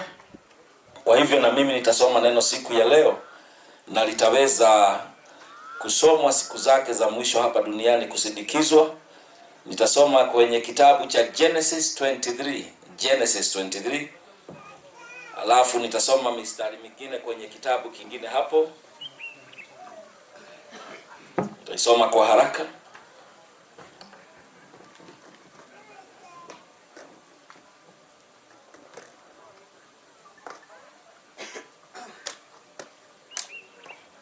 Genesis kwa Kiswahili ni mwanzo. Na hiyo chapter yote inaongea kuhusu kifo cha Sara mke wa Abraham. Kama unajua Sara mke wa Abraham alifanya mambo mengi sana kwa Biblia. Na katika Biblia mzima kuanzia Genesis mpaka Revelation, Sara peke yake ndiye ametajwa akiwa mama, wacha wazee, akiwa mama wa kwanza kutajwa miaka yake alipoondoka duniani, na ikaandikwa kwa Biblia. Ya pili, mambo makubwa ya kuhusu Sara, ni yeye mwanamke peke yake kwa Biblia ambaye wanawake wameambiwa wamfuate. Ukisoma kwenye Isaiah 51 unaambiwa ya kwamba uangalie mahali ulichimbuliwa, ile shimo ulitoka, ile jiwe ulitoka. Ukisoma pia kwenye kitabu cha Peter chapter 3 mstari wa 3 mpaka wa 6, utaona ya kwamba Petro anaongea kuhusu Sara kama mwanamke aliyekuwa na tabia nzuri sana, na anaomba wamama wamuige kwa hiyo tabia yake. Kwa hivyo ni mama mzuri sana na waajabu sana kwa Biblia. Sasa wale wanasomaga Biblia wanaelewa hiyo maneno ninasema. Bwana asifiwe sana. Na nitasoma hapa kidogo. Biblia inasema basi umri wake Sara ulikuwa miaka 127, ndio umri wake Sara. Neno linatambua miaka ya Sara ilikuwa migapi, kama vile ninaona hata miaka ya mama imeandikwa hapa na hata kuzaliwa kwake. Hiyo ndio heshima kubwa. Inasema Sara akafa katika Kiriathi Amba, ndio Hebron, katika nchi ya Canaan. Ibrahim akaja kumlilia Sara na kumuomboleza. Kwa hivyo wale mmekuja kulia na hii familia na kuomboleza, ni heshima kubwa. Abraham, na ni baba wetu wa imani, aliacha kazi zake zote akaenda kuomboleza na kulia kwa sababu ya mke wake ameaga dunia. Kwa hivyo tunaona ya kwamba kuomboleza na kulilia mtu akiwa amekufa, kama vile nimesikia watu walikuwa wanalia na wakikuja na mambo kama yale, hiyo sio kukosa heshima, hiyo ni heshima kubwa, kwa sababu ni mtu ulikuwa unapenda. Ndio maana watu wanalilia na kuomboleza. Na mambo haya ya kuomboleza, hii ya kulilia mtu na kuomboleza, ni mambo iko na bei kali sana. Mipango ya kuomboleza, kupanga mambo kama haya, inachukua muda mrefu na inachukua pesa nyingi. Inachukua kuita marafiki, inachukua kuita watu ambao wanajua mama ama yule mtu ameondoka. Kwa hivyo kufanya mambo hiyo sio kukosa njia, ni kuelewa umuhimu wa binadamu na umuhimu wa mama kama huyu Sara. Kwa hivyo nyote mlifanya hii kazi tangu siku ile mama aliondoka mpaka saa hii mko hapa. Ni heshima kubwa sana mmeonyeshana kwa Mungu ya kwamba mnapenda mama na mnafanya vile Mungu alivyosema. Verse 3 nasema, na Abraham akaondoka Ibrahim kutoka mbele ya maiti wake, na akaenda kusema na wana wa Hethi akinena. Abraham hakuwa na shamba lolote. Abraham alikuwa amekaa nchi ile, alikuwa ameambiwa na Mungu ya kwamba watapewa na Mungu hiyo nchi. Kwa hivyo baada ya hiyo kifo kutokea, hakuwa na mahali pa kuzika mkewe. Kwa hivyo akaondoka akaenda kwa wana wale wanakaa huko wa Canaan, wa jamaa wanaitwa Hethi. Hethi alikuwa mzaliwa wa Canaan. Ukisoma vizuri utajua alikuwa mzaliwa wa hiyo mzee. Akaenda kwa hawa watu wa Hethi akawaambia, mimi ni mgeni, ninatembea kwenu. Nipeni mahali pa kuzika kwenu pawe pangu, nimzike maiti wangu atoke mbele yangu. Abraham alipoenda kwao akawaomba wampe mahali anaweza kuzika mtu yao. Mimi nimekuwa kwa kanisa siku kadhaa, siku nyingi kidogo, na nimekuja kuona mambo ya ajabu sana ya kwamba mtu anaondoka dunia na hana mahali pa kuzikwa. Hata wengine wanapewa mahali na ndugu zao wanasema isongeshwe kidogo wazikwe hapo. I know you know those kind of stories. Zilikuwa kwa Biblia. Abraham hakuwa na mahali anaweza zika mtu, na ameitwa na Mungu Baba na amepewa ahadi ya kwamba nchi hiyo huko nitakupea yote. Imagine you have the promise of God. Uko na ahadi ya Mungu ya kwamba mahali huko kutakuwa kwako, lakini hauna sehemu hata moja ambayo hata nani akiongea katika kitabu cha Mitume, Stephen alisema hata hakuwa na mahali ya mguu anaweza kuweka ati ni mahali pake. Na alipotaja mambo haya kusema yeye ni mgeni, Abraham alikuwa mtu ambaye anaelewa. Hakuomboleza Sara kama mtu haelewi, alielewa vizuri sana. Na akajua kwamba yeye ni mgeni hapa duniani. Na ukisoma kwenye kitabu cha Waibrania sura yake ni ya 11 mstari wa 10, utakuja kugundua ya kwamba Abraham anasema anatazamia mji wa biguni, mji ambao mwenye kujenga mwenye kuweka msingi wa ule mji na mwenye kujenga ule mji ni Mungu Baba. Kwa hivyo alikuwa na kitu anaangalia kule mbele, anajua duniani sio kwake. Na hata kama duniani sio kwake, kuna mambo alifanya hapa inaonyeshana ni vizuri tukiwa hapa duniani tukae na mambo kama hii. Bwana sifiwe sana. Na inasema ya kwamba akaomba hivyo. Mstari wa 5 unasema wale wana wa Hethi wakamjibu Ibrahim wakamwambia, utusikie Bwana ndiwe mtu mkuu sana kwetu. Abraham alikuwa mtu ambaye he was a mighty prince, alikuwa mtu ambaye anajulikana, mtu ambaye amepewa heshima kwa sababu ya mambo kadhaa ilikuwa imetendeka kwa maisha yake ambao sitayarudia. Wakamwambia, uzike maiti wako katika kaburi lile utakalochagua katika makaburi yetu. Hapana mtu kwetu atakayezuilia kaburi lake usisike maiti wako. Ibrahim akaondoka akainama mbele ya watu wa nchi, mbele ya hao wazao wa Hethi, naye akazungumza nao akisema, ikiwa nia yenu nimzike maiti wangu atoke mbele yangu, munisikie mkaniombee kwa Efroni bin Sohali. Huyu jamaa Abraham alikuwa amekaa hapo Hebron miaka kadhaa, na alikuwa amejua vile nchi hiyo inakaa, na alikuwa anajua mahali anaweza kupewa. So akasema, akaambia muongee na mtu anaitwa Ephron the son of Sohar for me, muongee na yeye aniuzie ile kefu. Nitaketi chini tukishawaombea.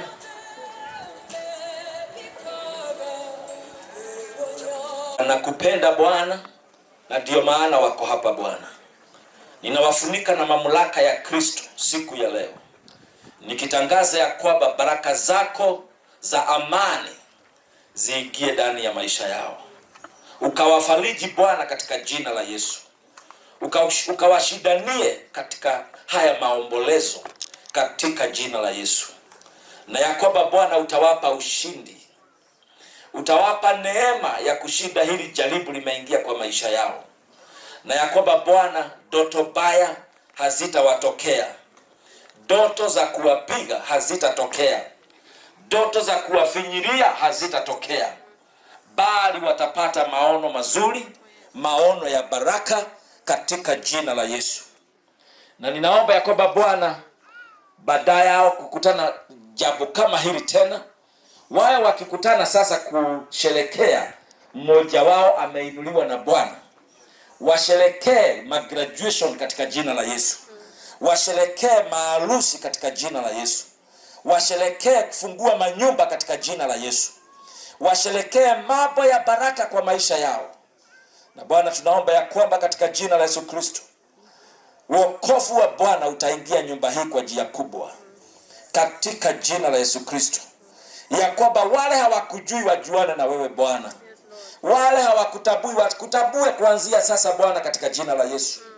Na ya kwamba Bwana utawalinda usiku na mchana. Wape miaka mingi ya kuishi. Wape neema na kushinda majaribu yote inaweza kujaribu kutokea kwa sababu ya hili jambo. Katika jina la Yesu. Na wafunika na uwezo wa damu ya Yesu Kristo, na kutangaza shetani hana nafasi katika maisha yao. Na baraka ya Mungu ambayo inadumu haina huzuni iwe juu yao. Katika jina la Kristo Mwokozi tumeomba na kuamini.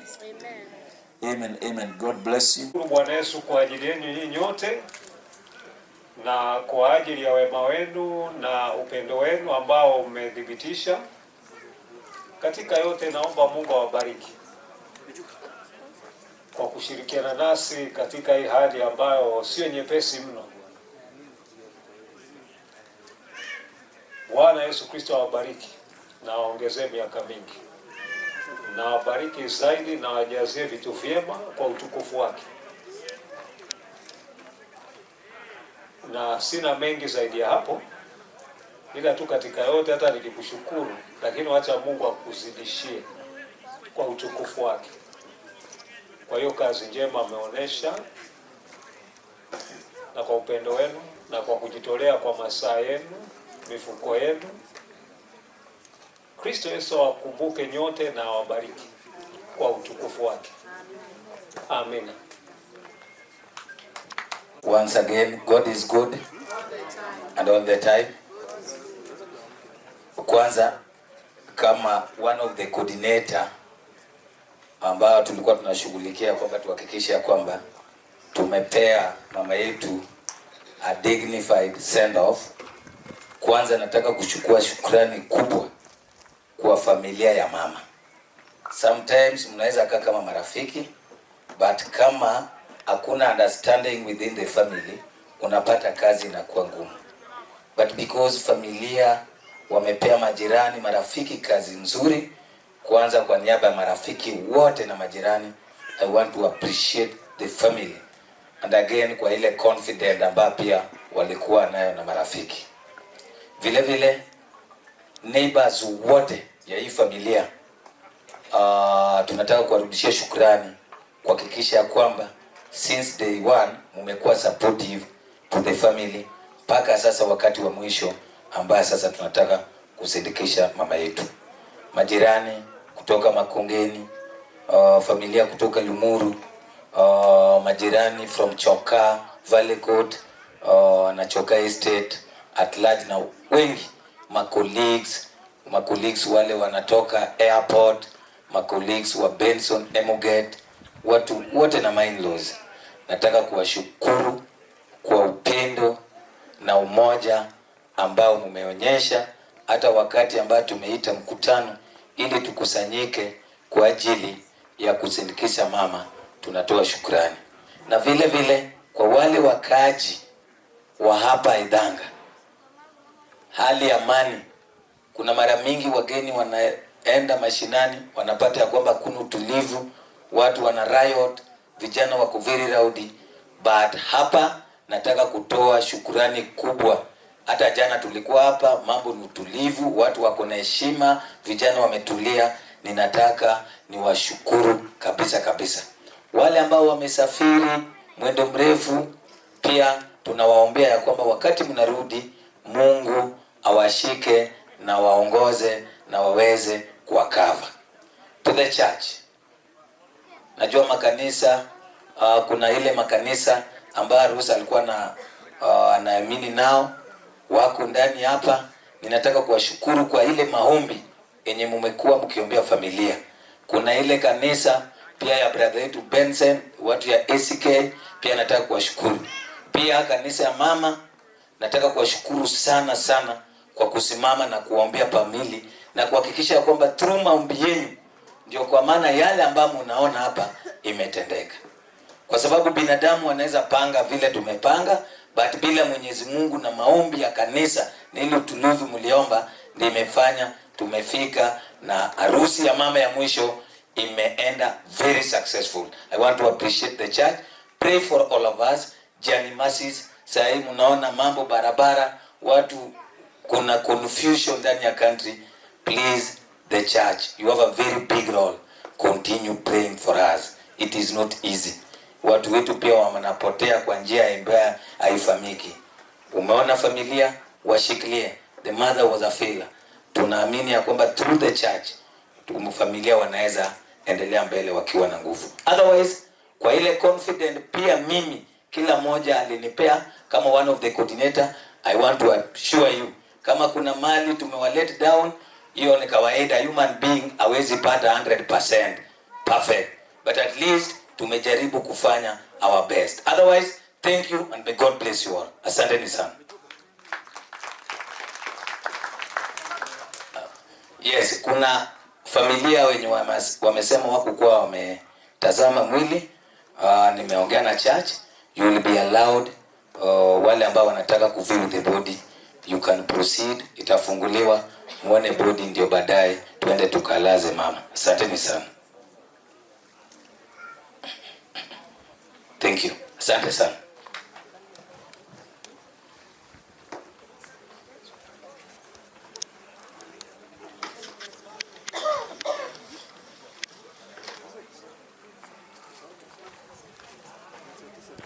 Kwa hivyo tunaomba uitazame ndio tuweze kufinika jeneza.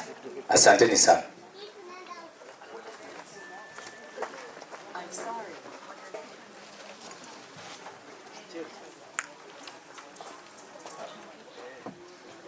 Na sasa tunapoendelea kumalizia, ninaomba wengine wote walio mbali sasa tuweze kukaribia hapa ili tukaweze kumpumzisha mama yetu, kwa sababu kaburi iko pande hii. Kwa hivyo wale wako mbali tungewaomba tu mkaribie ili tuweze kumalizia pamoja hii kazi.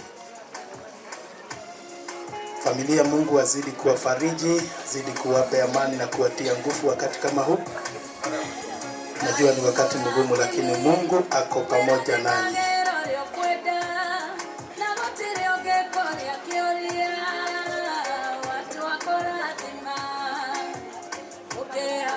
Sasa nikiomba wale ambao wanabeba jeneza tafadhali wakaweze kukaribia.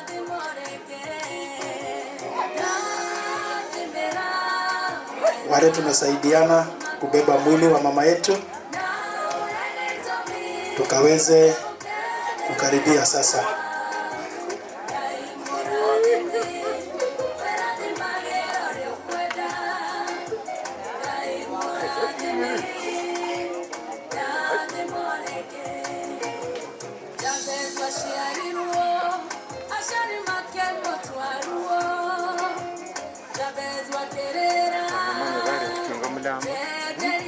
Ninaamini sasa kila mtu ako sawa, kuna mtu amebaki na deni. Sasa tukaribie tu wale tunasaidiana kubeba mwili wa mama yetu. Nawe pamoja, nawe pamoja, pamoja na wewe katika safari yangu tatembe mali hapa sikutaka ili niheshimiwe na yani kutema shaka sawa sawa na wewe pamoja pamoja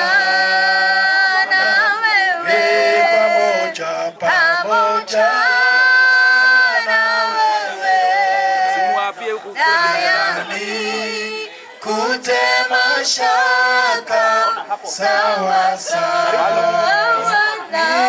niongoze safari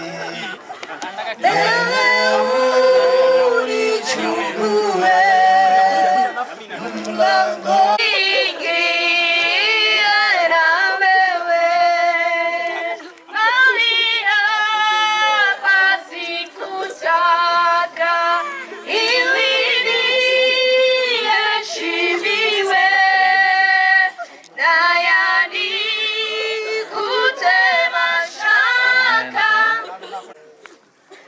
na ningetaka kuomba kwa sababu kuombea hili kaburi katika jina la Yesu. Baba Mungu, nakushukuru kwa sababu ya nyumba hii imetayarishwa kwa sababu ya Mama Ruth.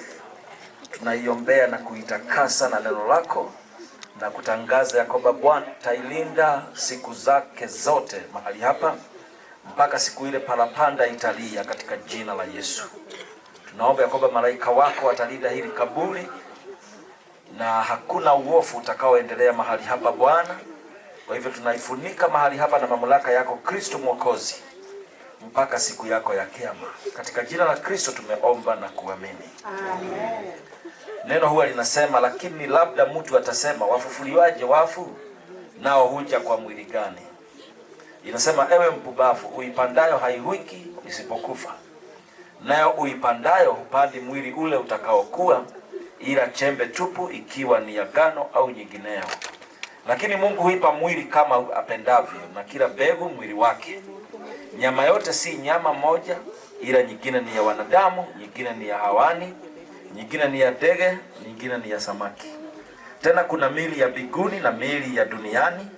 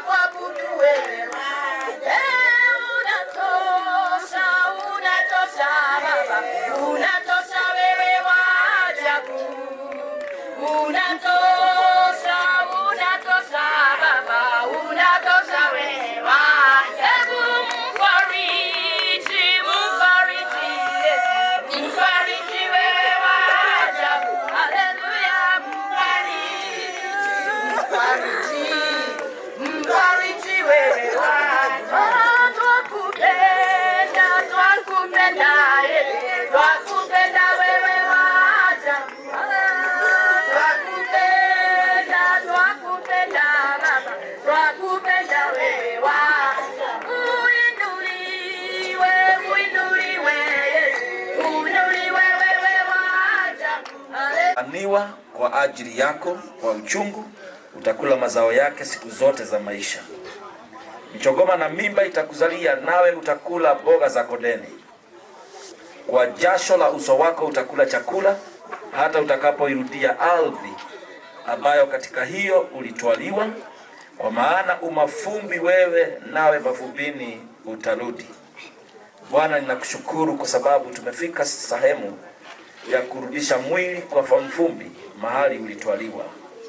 Ninaombea familia wakati wanaweka mchanga, ya kwamba utawapa nguvu na uwezo wako na neema yako, kwa sababu damu ikiachana kuna uchungu mwingi. Wape neema ya kushinda hili jaribu.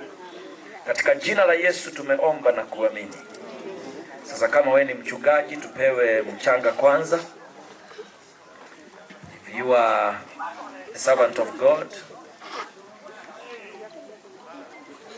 wale watumishi wako hapa wachukue mchanga.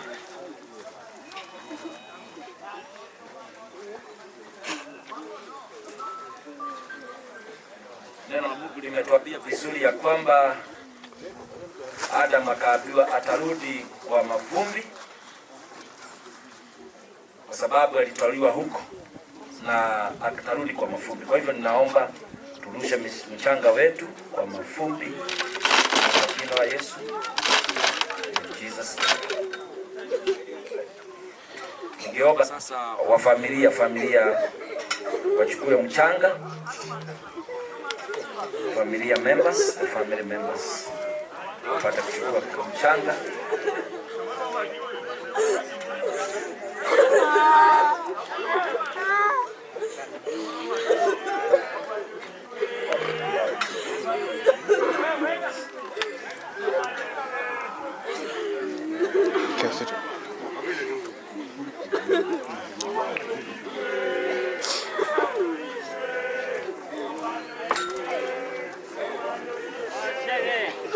Familia, naomba mkaweze kurusha mchanga katika jina la Yesu. Mungu awape neema na ushindi. Na ukuja pande hii. Jumba. Shuka pande hii.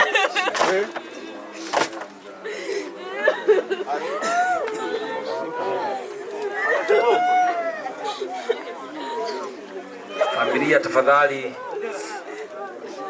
chukue mchanga.